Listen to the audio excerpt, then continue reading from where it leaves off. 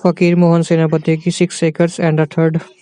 ये जो नॉवल है वो 19th सेंचुरी पे बेस है और ये ओडिशा का प्लॉट लिया गया है इसमें, जब ब्रिटिश एम्पायर जो थी वो बंगाल प्रेसिडेंसी के साथ मिल गई थी और उसने वहाँ पे कब्जा कर लिया था ओडिशा में। मंगराज है जो लोगों को लोन देता था, विलेजर्स को, और वो इस वजह से बहुत ज्यादा पावरफुल जमींदार बन गया था एक गांव में। गांव का नाम है गोविंदापुर। भले ही उसने ये डिसऑनेस्ट मीन से कमाया हो, क्योंकि वो उसने ब्रिटिश लॉ का इस्तेमाल किया था जमीन हड़पने वाले में, छोटे मियाँ में। मतलब कि ब्रिटिश ने भी ऐसा लॉ इंस्टॉल किया था इस वजह से। मंगराज जो है वो कनिंग है, स्कीमिंग है और एक्सप्लॉइटिव कैरेक्टर भी है, जिसका बहुत नेचर भी बहुत ज्यादा हार्श है। और वो मार्केट पे अपनी मोनोपोली करना चाहता है, जमींदारी के अलावा सेलिंग, अपने सामान बेचने में भी। वो अपनी फैमिली में भी ज्यादा इंटरेस्ट नहीं रखता था और वो बस अपनी पावर और मनी में इंटरेस्टेड था। मंगराज की वाइफ भी थी, उसका नाम था शांतनी। वो अपने मंगराज के बिल्कुल अपोजिट थी, मतलब सेल्फलेस, काइंड और सिंपैथेटिक। मंगराज जो है वो फेल हो चुका है अपने घर में, क्योंकि वो हाउस होल्ड से मतलब नहीं रखता था। उससे अपने बेटे और बेटियों से भी मतलब नहीं था। वैसे काफी वुमेन्स भी थी उसके घर में जो काम करती थी और उसको उसने सेक्सुअली एक्सप्लॉइट भी किया था। मंगराज की कंपेनियन भी थी, वो उसका नाम है चंपा। वो उसकी हेल्प करती थी ये सब करने में, हथियाने में और वगैरह। वो डेली सोचते रहते थे कि और ज्यादा प्रॉपर्टी कैसे हथियाएं।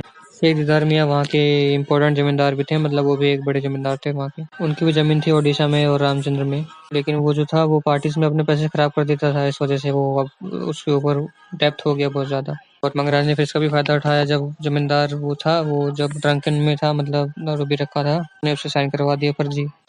तो फिर उसने उस जमींदार की सारी लैंड वगैरह जो बची थी वो भी हथिया ली मंगराज ने। उसी गांव में सिंपल से वीवर, मतलब सिलाई करने वाले कबल रहते थे, भगिया और सरिया। उनके पास भी बहुत अच्छी जमीन थी, फर्टाइल थी वो काफी, और वो 6-6.5 एकड़ की थी वो। और मंगराज की इस जमीन पर निगाहें काफी समय से थी, ये वो चंपा के साथ जो है स्कीम प्लान बनाने के लिए सोच रहा था काफी समय से। भगिया और सरिया दोनों चाइल्डलेस हैं, मतलब दोनों का बच्चा है नहीं, और वो भगवान पे बहुत भरोसा करते हैं, मतलब उसे डरते बहुत हैं और बहुत ज्यादा वो इनोसेंट हैं। इसका ये फायदा उठाते हुए चंपा ने सरिया से कहा कि उसे एक मंदिर बनाना चाहिए जो कि बुद्धिमंगला को डेडिकेटेड होगा। फिर मंदिर बनाने के लिए उन्हें पैसा चाहिए था, तो उस वजह से उनके पास तो था नहीं, क्योंकि वो पुअर भी थे। तो इस वजह से फिर उन्होंने लोन ले लिया और वो लोन उन्होंने मंगराज से ही लिया। तो फिर मंगराज ने दोबारा साइन किया कि मतलब घर के कागजात उसने गिरवी रख लिए और फिर उनको लोन दिया। लेकिन अब उसने दोबारा मंगराज से धोखाधड़ी की और उसने लोन पे करने के लिए वेट करना पड़ेगा डेफिनेटली, मतलब भाई किस्तों में चुकाएगा। लेकिन मंगराज ने टाइम देते हुए सेम टाइम पे उसकी सारी जमीन हथिया ली और इस वजह से अब उनके पास घर भी नहीं रह गया। अब उनके पास सिर्फ एक ही चीज बची, उनकी गाय, जिसका नाम था अनीता। सरिया जो है वो काम करती थी, मंगराज की बाहर भीख मांगती थी। अब इस वजह से वो भूख से मर गई और जो शांतनी थी उसकी वाइफ, वो भी मर गई इस दुख से। इसने इन्वेस्टिगेट किया इस सरिया का मौत वगैरह, तो मंगराज जो है उसको ट्रायल में रख लिया गया।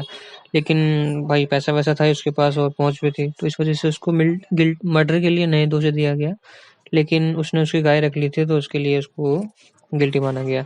जो मंगराज का लॉयर था उसने भी मंगराज की जमीन हथिया ली, और जो चंपा थी वो भाग गई अपने विलेज के बार्बर के साथ और मंगराज की मनी सब लेके वो भाग गई। लेकिन जो बार्बर के साथ भागा था उसने उसका मर्डर कर दिया और वो उसकी जो पैसे वैसे वो लेके भाग रहा था उसे, लेकिन वो भी फिर डूब के मर गया एक नदी में।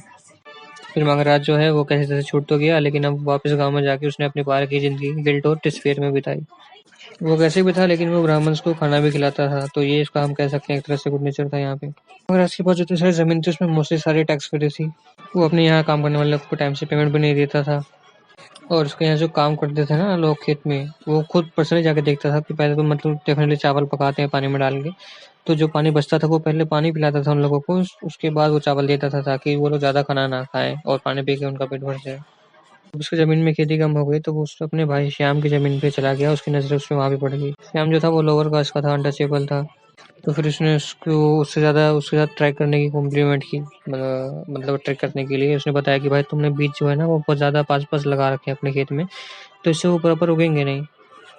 वो फिर मंगराज के साथ पार्टनरशिप करके दोबारा बीज लगाना चालू कर देते हैं और इस वजह से मंगराज फिर उसे लोन भी देता है। तो फिर वहीं चालू हो गया भाई, वहीं पे कर्जदार हो गया वो। मंगराज अपने बेटे की केयर नहीं करता था, उसके बेटे भी नहीं करते थे उसकी केयर, वो बस अपने पैसे उड़ाने के चक्कर में रहते थे वो लोग। वाइफ से जो वो अकेले रूम में रहती थी और अभी तक उसके बारे में जो पता चला वो मतलब बहुत ही कम, क्योंकि वो बस अपने घर में रहती थी और जब कुछ काम होता था तभी वो आती थी, अदरवाइज नहीं। भैया जो है वो हेडमैन भी था, क्योंकि उसके पापा थे पहले, तो इस वजह से पापा के बाद वो बना। उनके बच्चे तो था नहीं, तो इस वजह से वो सारा पे अपनी गाय को ही देते थे। मंगराज इसे भी जलता था कि बोलता था भाई ऐसे गरीब लोगों के पास इतनी बढ़िया गाय कैसे हो सकती है। फिर हमें गोबरा जेना के बारे में पता चलता है, जो कि चौकीदार है लेकिन वो भी करप्ट है और वो लोगों से घूस लेके काम करता है। और इस वजह से ही उसका नेचर ऐसा था कि कोई उसके साथ अगर गलत करे तो वो फिर मौका ही ढूंढता रहता था रिवेंज लेने के लिए, अपना बदले के लिए। चंपा जो है वो सरिया से घाट पे मिलती है, क्योंकि घाट पे वो उसे पानी भरती रहती है, तो वहां पे वो उसको मंदिर खरीदने की वगैरह वगैरह प्लानिंग प्लॉट करती है। बाघ सिंह भी था यहाँ पे, वो भी एक जमींदार था, लेकिन वो काफी अच्छा था। उसके पास पैसे कम थे, लेकिन फिर भी मतलब उसका नेचर और ये सब अच्छा था, इस वजह से गांव वाले उसे पसंद करते थे। बाघ सिंह के 4 भाई थे और ऐसे ही प्रोग्राम था उसके घर में, तो इस वजह से जो चंपा थी वो भेष बदल के वहां पे आई थी। उसने कहा था कि वो बाघ सिंह के घर की बहू की, एक नई बहू की आंटी है। और वो उस दिन थे जब बाघ सिंह और मोस्टली उसके भाई वगैरह जो थे ना, वो बाहर स्नान पूर्णिमा फेस्टिवल मनाने के लिए गए थे। वो सारे लोगों के साथ मिलकर घर के अंदर घुस गई थी और पल्लू ओढ़े हुए थे ताकि कोई चेहरा ना देख सके। तो उसी दिन रात में जो है घर में आग लग जाती है, बहुत भयंकर आग लग जाती है, और वो सुबह अगले दिन तक रहती है। तो जो बाघ सिंह, भीमसेन बाघ सिंह था, वो सबसे बड़ा था। वो जो है सब लोगों को मिला के क्वेश्चन करने लगता है कि भाई ये सब हुआ कैसे। तो किसी ने कहा कि ये गॉडेस होलिका की वजह से हुआ है, कि वो बुरी मतलब वो कुछ नहीं हुई होंगी।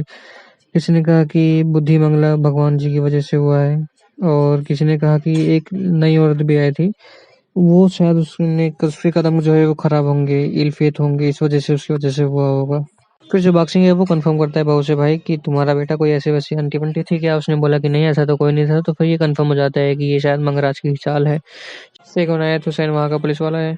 जो गोबर जीना था उसने स्टेटमेंट दिया, छोटी स्टेटमेंट दिया कि जो लास्ट रात में उसने सरिया की आवाज सुनी थी कि वो मंगराज के घर के बाहर चिल्ला रहे थे कि बचाओ बचाओ मुझे, वो मार रहा है, लेकिन कोई इसको बम बुराटे से मार रहा है। लेकिन उसने किया कि मैंने मंगराज को तो वहां पर नहीं देखा था, लेकिन मैंने उसकी आवाज जरूर सुनी थी। लेकिन चंपा जो है वो मंगराज की साइड लेती है, सबको झूठ बताती है।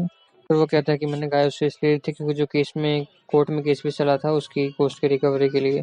फिर भी उसे जेल ले जाया गया, तो सिर्फ चंपा ही अकेली थी जो रो रही थी, गा रही थी, बाकी सबको कोई फर्क नहीं पड़ रहा था। तो इस वजह से मंगराज को थोड़ा सा वो हुआ अफेक्शन, उसने उसको अपनी तिजोरी की चाबी दी थी।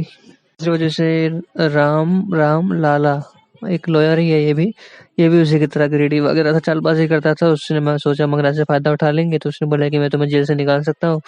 मंगराज के पास कोई ऑप्शन नहीं था, तो उसने भी हाँ बोल दिया। अब वैसे तो दे नहीं सकता था वो, क्योंकि वो भेग लेके भाग गई थी। तो फिर मंगराज ने कहा कि चलो ठीक है, मेरी जमींदारी के बदले तुम कोर्स अपनी रिकवरी कर लेना और यहीं पे वो खेल के दरोगा का भी आइडिया था कि एक बार केस में हुआ था रामपुर में, तो दरोगा उसने मगराज ने फीस नहीं दी थी दरोगा की, तो दरोगा समझ गया था ये है डैश डैश डैश।